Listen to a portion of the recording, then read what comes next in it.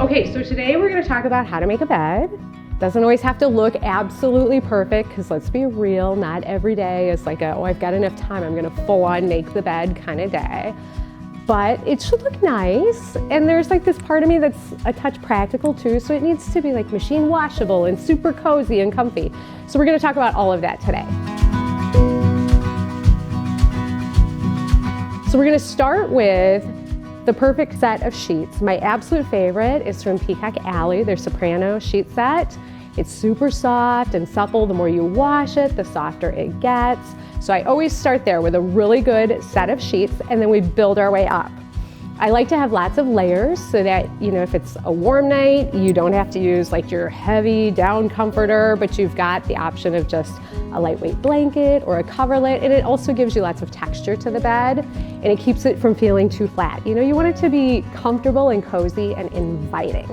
Okay, so the first layer that we're adding on top of our sheeting is this lightweight cotton coverlet from Pom Pom. Again, machine washable, so it's super user-friendly. When you've got kids or, you know, for me, a 60-pound dog that sleeps with me every night, you want something that you can really easily just throw in the wash if you need to. So we're gonna pull this tight across the top of our bed. I love the fact that it has a little texture to it though, so that if it's a like rushed morning and you don't get it on the bed quite right, nobody really notices the wrinkles in the sky. Then we're gonna take our sheets and we're gonna pull them back just a little. Makes it feel a little more welcoming, and it's also not quite so stuffy and formal this way. Next, we're gonna layer in some really soft pillows across the back of the bed. If you're the type that likes to sit up and read in bed or watch TV, it's nice to have that extra soft layer. So I'm really picky about having a down fill in my bed pillows.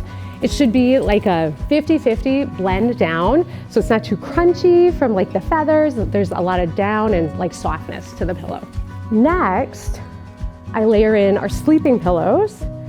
We can do one of two things here. So if you're the type that likes a lot of pillows, we can layer these behind our big square pillows so they're sort of out of the way, and do another sham across the front. Or if you like it simple and just want a few pillows and just sort of the bare minimum, I do the 3 big Euros across the back, and then just sleeping pillows with a little accent pillow in the front. So here we have sort of like the nice start of a basic bed, and then we can layer extras on from here. So next I would put a big fluffy duvet cover at the foot of the bed, and I like to make sure that this is like over full with down fill, so that when you fold it up at the foot, it looks really like fluffy and luxurious. I love that it has just a little bit of a pattern to it. It has sort of a frayed edge, so it feels finished, but it feels really comfortable and really approachable. From here, we can layer on more texture to the top of our bed just to keep it interesting. Just a loose cable knit throw.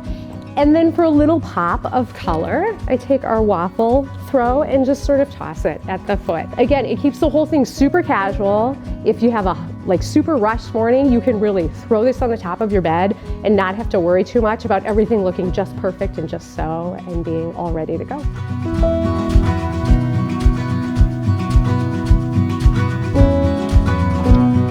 So you'll see that we made use of the color of the year with our navy coverlet. I love it because navy acts as a good neutral. It gives you a nice grounding pop of color, but it's nothing that screams, and there's a lot of different ways that you can play with navy to bring in other colors.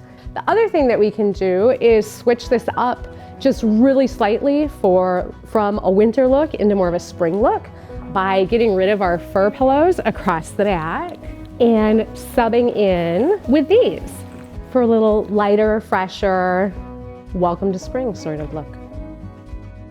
So this is how I make a bed on the regular for my clients. My own bed very rarely gets made, let's be perfectly honest, but I'm trying to be better. When I told my son what we were recording today, he literally laughed out loud at the thought of me doing a whole episode on how to make a bed. Anyhow, it looks beautiful.